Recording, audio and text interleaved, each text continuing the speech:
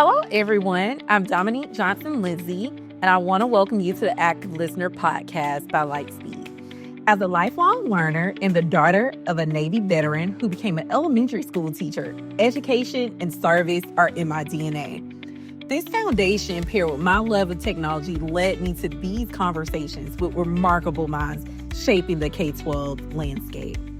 Join us as we amplify these vital voices and explore how active listening remains foundational to educational excellence. Whether you're an educator, administrator, or someone passionate about the future of education, there's something here for you to learn. All right. Thank you, everyone, for joining another episode of the Active Listener podcast. Oh, my goodness. I cannot believe I'm still doing this. So with that, I want to kick off today's episode. I'm joined by Dena McNeal. Dena has a laundry list of experience. So I'm just going to read off some quick bullets to get you all acclimated with who she is. She's a seasoned educational leader with over 20 years of experience. She is currently a middle school assistant principal in the Memphis Shelby County School District. She has been an ELA teacher, a literacy coach, a learning ambassador, and a professional learning coach. And she is really known for servant leadership and ultimately prioritizing relationships. So with that, I'm going to turn it over to you to add anything that I might have missed. Dominique, I think you covered it all. Thank you.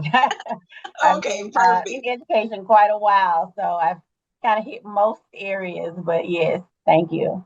Okay, so I want to start at the top because I always like to know, I think everybody who works in education kind of has some kind of heart for education. So before we get into the topic, I want to know kind of how you got here. Why did you start in education and why are you still here pretty much?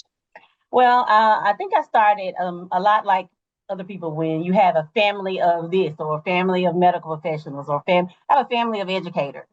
And starting when I was, fresh out of college, worked in a daycare with the very, very little ones and decided to just take my role into, being a teacher. And I started off mid-year, a class that had, a bunch of subs. And if you've been in education, when you start mid-year, that's already one scary factor. And then they've had a whole bunch of subs. That's another scary factor. How I'm still here today, I don't know. But that is kind of how I started. I survived that half year, mid-year, and fell in love with it. I found my groove. I found my flow. And realized this is where I wanted to be and have just dedicated a lot of time into my passion of working with students. And something's a little twisted in my head because I love middle school. I don't know why. If you know anything about it, people like middle school, I love middle school students. Those ones that kind of strive between, they're kind of toggling between, am I adult? Am I a child? Am I going to cry? Am I going to, somewhere I fell in love with middle school. And this is where I've been for quite some time. Oh my goodness, that is very unique. I will say, I think most people are very much one area or the other. They either love the littles that, we consider the K through 5, or they love the older kids, the 9th through 12th, and get them prepared to next level. I feel like middle school is such it's really a niche place. And I think it's because the kids are finding themselves. And so you kind of do both jobs. Yes. You find yourself quite often saying, don't take it personal. Don't take it personal. They didn't mean it, So, but yes, middle school. So with that and having that kind of interesting, I'll call it interesting, I won't say challenging, interesting environment, I feel like one thing that always comes up is kind of a mainstay of being in that environment is having really good classroom management. So for, most of the people I think listening to this podcast are educators, but at the same time, kind of touch on what is classroom management to you and what does it mean beyond just discipline? The mistake that a lot of educators, especially new educators, fall into is they're thinking classroom management, I've got to be mean. I've got to, have these rules. I've got to, it's all about the discipline. It's about, the bark. And you realize very quickly, even with the little ones, with the middle school, with the high school, that bark means nothing. If you have not created routine and the students don't know you care, you could be the biggest, baddest bark in the world. If you don't have a consistent routine in place and students don't feel that you have a genuine care and concern for them, you can throw it out the window. You can throw it out the window. But that classroom management piece, it all falls in line when you build those relationships, you build those routines. Day one, you find your days getting lighter. You can smile, you can laugh, you can crack jokes. Once you build that consistency of routines, students know that you care. They know that when you're correcting them, it's out of love. They know you're not holding grudges. Tomorrow, I'm gonna hug you. I'm gonna fuss at you today. Yes, I am. You're gonna have a consequence on today. Tomorrow, we're gonna start new. I'm gonna love you like this never happened, but I need you to remember this so you won't make that mistake again. But let's roll on. Let's learn from this. That's kind of my motto I use, and also when helping teachers that are struggling in their area. Those are some of the key points I tell them. Hey, it's not about being this big scary person that never laughs, that never smiles.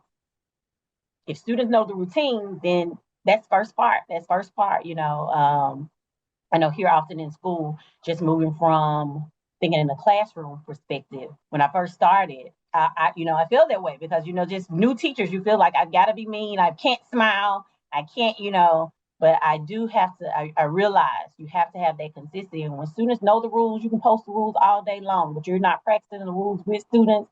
They don't know how it's supposed to look. Never assume. Never assume. We got to practice it. We need to know how do I want you to get up and sharpen your pencil? How do I want you to move about the room when you need to get supplies? You have to ask. You have to just go quietly. What is the expectation? It just makes life easier because students are not constantly playing this guessing game that only you know the answers to. So that's one thing I definitely talk about with new teachers.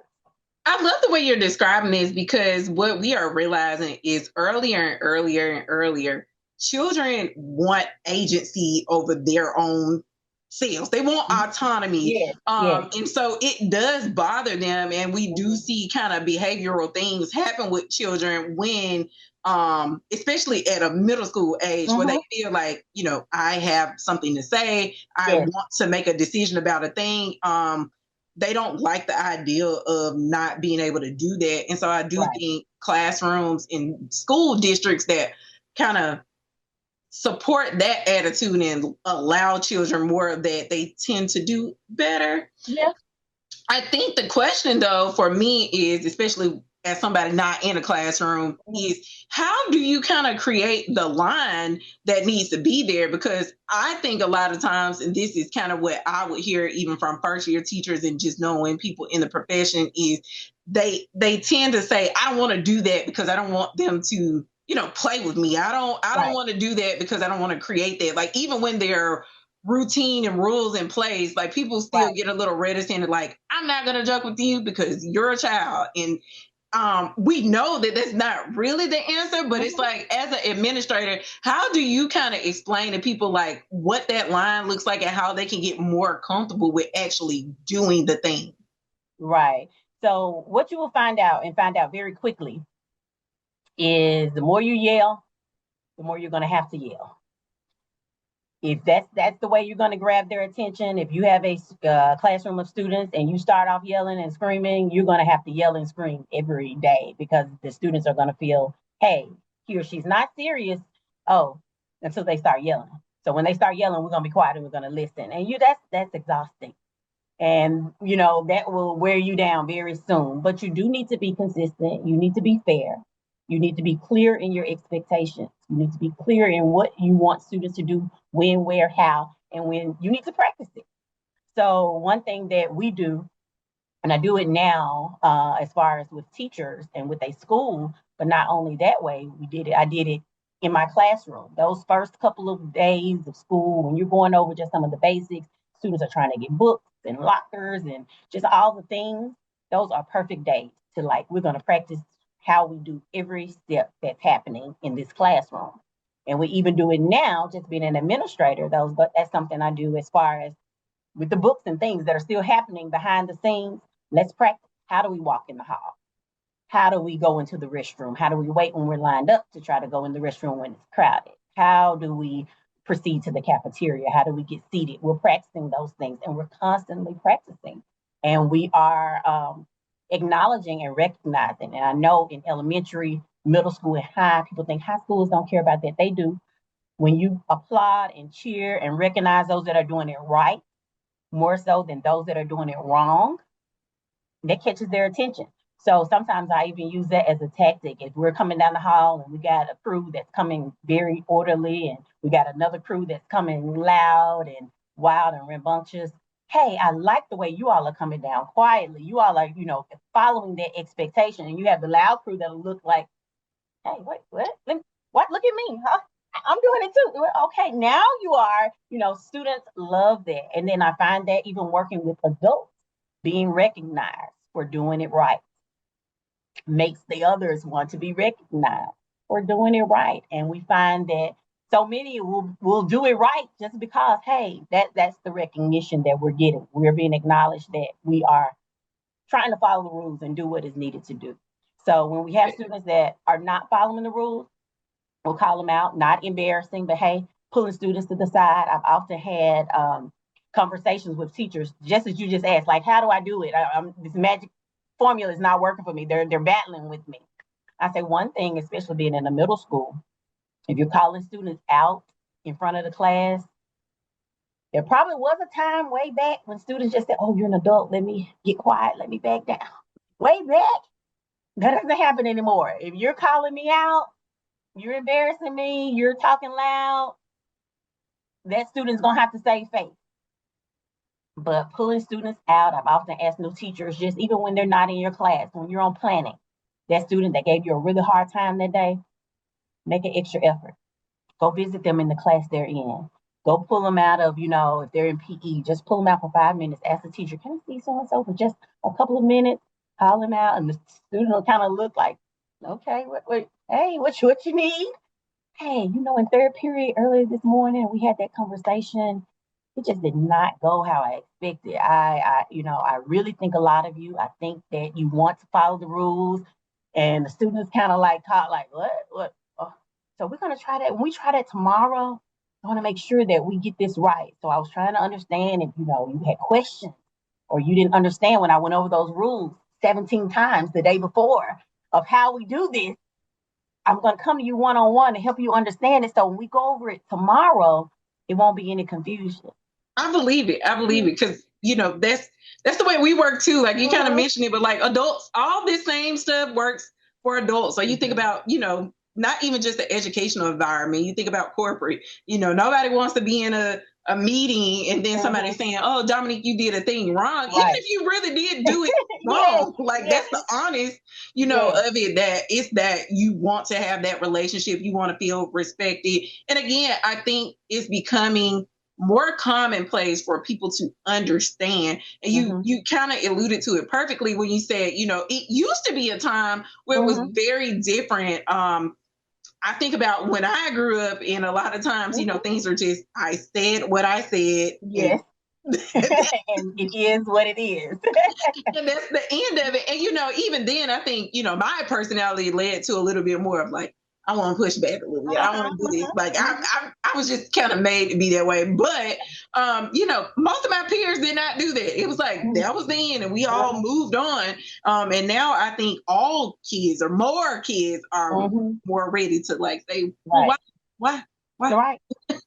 They live in a social media age where everything is questions. They have these immediate answers. They want immediate answers, and they realize a certain type of behavior gets attention. And it's not always the positive behavior. So I am like really, especially now moving out of the classroom, I learned names. I knew all names, but out of the classroom, that is a struggle. It's a struggle for me to learn names. So one thing I do is I have my teachers to deliberately introduce me to students who are doing well, because being an administrator and special assistant principal, oftentimes I know the names of the ones who are, not following the rules and who visit me quite often. So I've made a thing where teachers bring me students that will never see me on that side. They never, are never in trouble. They are never causing an issue. They may be kind of quiet. And so teachers every day, especially at the beginning of the year, meet so-and-so. They're very quiet. They make great grades. And so I intentionally try to learn those names and give them shouts out. If we're in the cafeteria, in the hall, ask them how they're doing. What are you doing? Like, I like forcing them to talk to me. Like, I need to know you. I want to know those other ones. I'm going to know. I'm going to know the group, the little handful that's, rambunctious. But I want to know the quiet ones. I want to know the ones that are being good because I want to give them attention. The call outs in the hall, the call outs in the auditorium, the call outs in the cafeteria. I want to call the names of the people that don't see me in that way. So try to be intentional about that. So you kind of brought up a good segue to something I'm curious about. We've had a couple of guests that kind of have talked about this area, and that is the difference between the classroom and administration. Mm-hmm. What is something you feel like you miss from being in the classroom now that you are an administrator? I miss the connections, some of the connections I have with more of the students, as I kind of alluded to, the students that I have connections with, which I love because I find out on the administrator side some of the causes of why little Johnny is not listening or why. And so I'm able to make that connection and talk with teachers about, hey, let's be a little bit more patient. This happened last night. Let's be a little bit more, just if he's doing something, I have a great connection with my counselors. So we have these little notes that we give students if we know something is going on with them. Like they have a little, we call a Kit Kat, where they pass. They don't have to say anything. They don't have to tell their business out loud. They pass the teacher this. Hey, I need to go see Miss McNeal real quick, or I need to go see one of the counselors. It says that the teacher sees it, knows they had a rough night. They got this from their counselor or Miss McNeal. They have this excuse to go. So those connections, that's one plus, I guess. I get to know some of the background to make the connection with teachers. To, hey, be patient. Hey, if he's looking a little off, sit him down. I know something went on last night. I might share with you later, but if he's, you see something looking a little off, just send him down.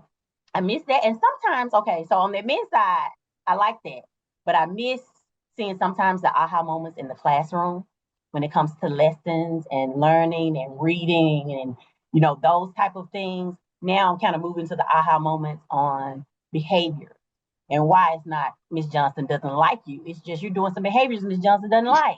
It's not that, I promise. Miss Johnson doesn't have time not to like you. She just wants you not to do what you're doing.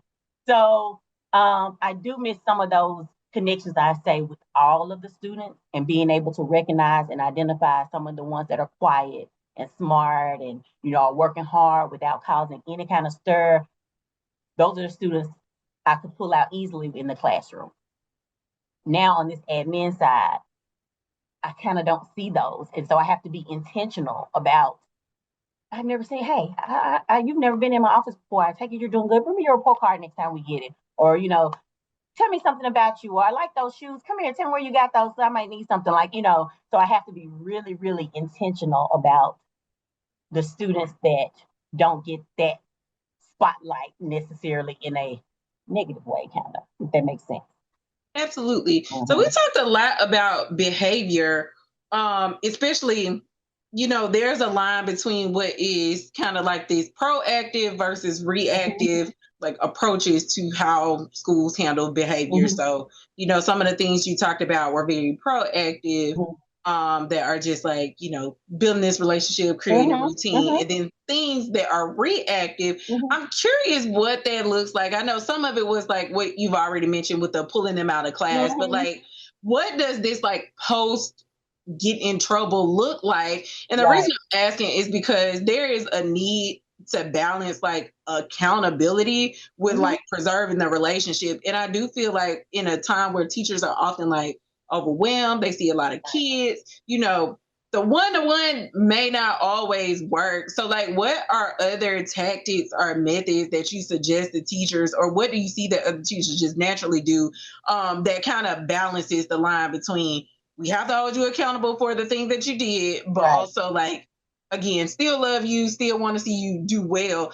And I'm curious more, I know a long question, but I'm curious more because I think in middle school, it gets more personal. When you mentioned, oh, so-and-so didn't like me, I'm like, that's funny you said that because that is the prime age for those things kind of happening where I think, anytime before it's I don't know if that's real. The behaviors that are happening, it makes me think of an occasion with one of my teachers that was struggling with some classroom management, not necessarily in all of his classes, but just in a couple in particular. And especially as a new administrator, when I was, I would go into the class and I'm looking for the behaviors. I wouldn't see the behaviors. I see, one or two, brave souls that'll do something kind of crazy, but oh, okay, maybe just, proximity, go over, stand near them, something like that. And he would just come back and say, Miss McNeal, you don't understand. And, they don't do it when you're in there. They won't. And I don't know why, maybe just being like a new teacher, new administrator, it didn't click. Yeah, they're not doing it when I'm in there. So I had to be really creative. And this is something that I still use today, especially when we get new teachers in the classroom where somebody is struggling with classroom management because it is being reactive. I'm having to try to catch it after it's already happening. And so something made me think, hey, I had a couple of laptops. I said, we're gonna put a laptop in your classroom and I'm gonna call you in on Teams. I just need to see what's happening when they don't know I'm in the classroom because I don't know how to help you because when I'm in the classroom, it's fine. And so we set up a laptop in this classroom where I can kind of see the whole classroom. I go back to my office and I'll be on the other computer looking at what's happening in the classroom. And the kids, I say, don't tell them I'm on the laptop, and they're not paying attention to the laptop in the corner set up. And I saw all the behavior because at one point I was thinking like, what is he talking about? These kids are wonderful. They're not doing. And when I wasn't in there, I was like, oh, okay. So this is what's happening. This is what you're saying. So when the class was over, he came down. He said, McNeal, did you see? I said, I saw. I very much so saw. And so as I said, I even saw some of the things when your back was turned and you what was happening. And so we kind of talked about what I saw happening. We kind of talked about what some of the students' behaviors were that he was saying and what we could do about it. And it was like, of course, McNeal, you can't be in there, but this is what I'm saying that's happening. And it turned into a great conversation between he and I and just some things. And this turned into a whole, just a whole thing where I was in his class for, a month almost, just secretly in there. And he would come back. We watched the feedback of what was happening in the classroom. He makes some changes and some things like that. But by this time, it was mid-year, and some of the students were kind of just, stuck on they were going to give him a hard time. But a lot of the things we improved, we did some like feedback on him as far as, cutting down the teacher talk and the teacher lift and getting them into what they were doing. And it definitely did make some definite changes. And then kind of the grand reveal was, I don't know if I was in there a month, maybe it was in a couple of weeks. It felt like a month. But the grand reveal was finally we turned the camera on. This computer had been sitting in the corner every day. They didn't realize it. And finally I said, turn the camera on, turn the mic on, turn the speaker up. And so he got, for the most part, it was a lot better. That was one just funny tactic that it was just because we were at a loss for ideas. So you just have to be creative when you're doing, manage classroom management. Oh, that makes total sense. And I think you literally alluded to my last question that I had before we get into like lightning round kind of stuff almost. And that's really about this bridge between parenting and school. So obviously I talk about this all the time on the podcast because my mom is a teacher. She became a teacher literally probably when I was in middle school. And she has been a teacher for all of my sisters' life. And so I think parenting and being a teacher and or administrator is such a unique connection because it's like you have a lot of kids. I feel like you take lessons away from both sides of things. And so talk to me about what that looks like and feels like to you as far as like, where do the worlds collide or where do your worlds like have to like separate as far as being a parent and being an administrator? I have 4 kids and 3 of them went to school with me here. 2 of them are currently here with me now, with my children going here and attended here in the past. Because you're asking me about my personal children, right? Okay. This school, it's been really great for them and going here, and especially my son, my oldest son went here with me. And he didn't want to come at first, but I was, just for the convenience. I'm like, as 4 of y'all, look, hey, you going with me, it's middle school, get in the car. So he didn't want to go.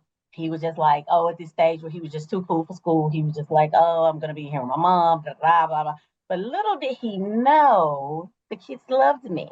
They loved me. And it's like, not this whole Miss McNeal, the big bad wolf. And it's like, I don't want to be associated with you, Mom. Just go the other way when you see me. And it's like, where y'all going? Y'all going to speak to Miss McNeal? Like, where y'all going? Y'all going to give her a high five? Y'all going to, give her a fist bump? What are we doing here? I'm like, And then I have my 2 daughters here with me now.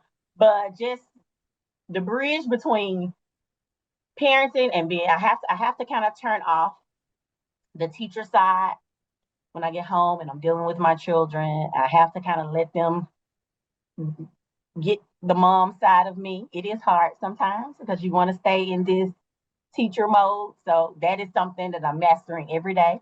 So I try to avoid the constant fuss, but I'm a lister. I kind of would make a list of things we need to do and things. And if you have, like, let's make a list. So it's still that kind of teacher side. I know that is of making lists and things and trying to keep on track and trying to stay balanced, because that's the way I have to live our world, because there's so much happening here at the school. And I'm always listening. My calendar, if I pull it up and show it to you, it's just, you're like, what is that madness? But it's my crazy sense of organization.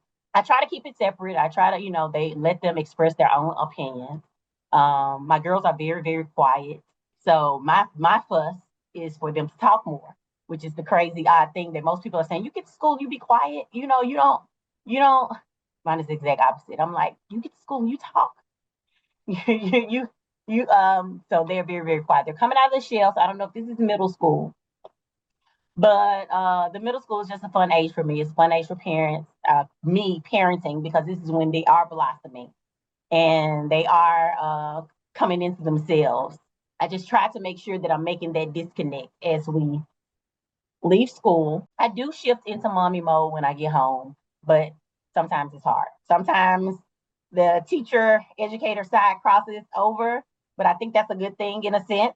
And just like the mommy mode crosses over to all my students when I'm here at the school, when they're having a bad day and they don't want to talk, they just want to cry.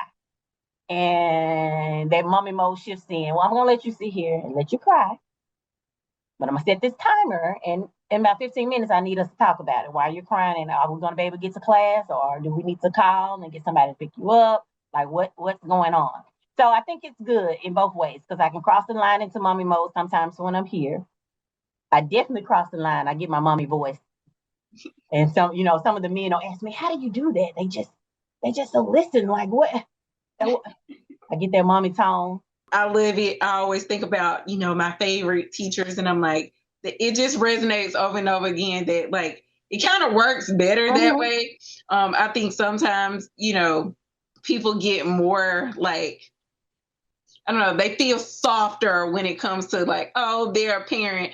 Their natural approach to most things is very, like, fatherly, motherly, whatever. So you just feel more like, okay, I'm gonna do right by them. They get on my nerves, just like my own mama would get on my, like, they get on my nerves, but I'm gonna do the right thing. And I feel like, again, it starts early. I feel like middle school is that prime age for, like, they start feeling that way where they have a little bit, they're like, well, I like this teacher. Well, I like this teacher, so I'm gonna do what's right. So and if they like you, they'll do anything for you.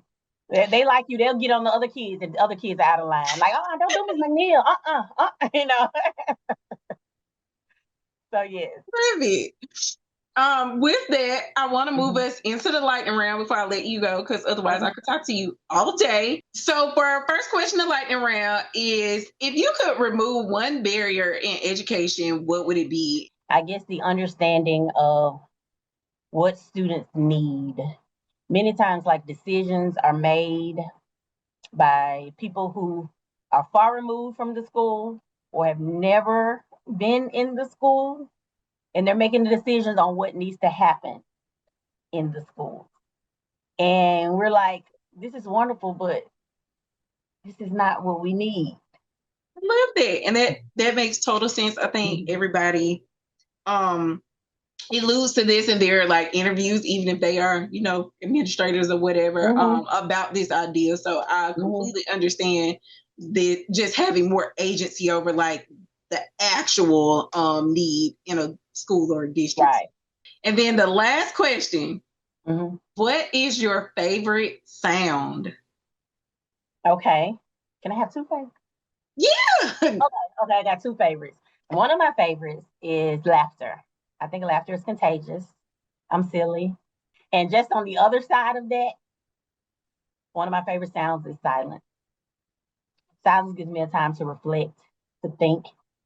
I don't have a lot of moments of silence. I have to, like, be intentional about having that silent time. I love it. I love it. Two different sides of the spectrum, but both necessary for sure. So with that, I want to say thank you so much. I love this interview. It was so good. Informative. I think this is one of those like black box kind of areas. And so just to have a conversation today about what it looks like to kind of work on classroom management, I feel like it is so eye-opening to me, especially as somebody not in the school, at least not yet. So call me, honey. I'm going to help you when you get your class. Call me. Perfect.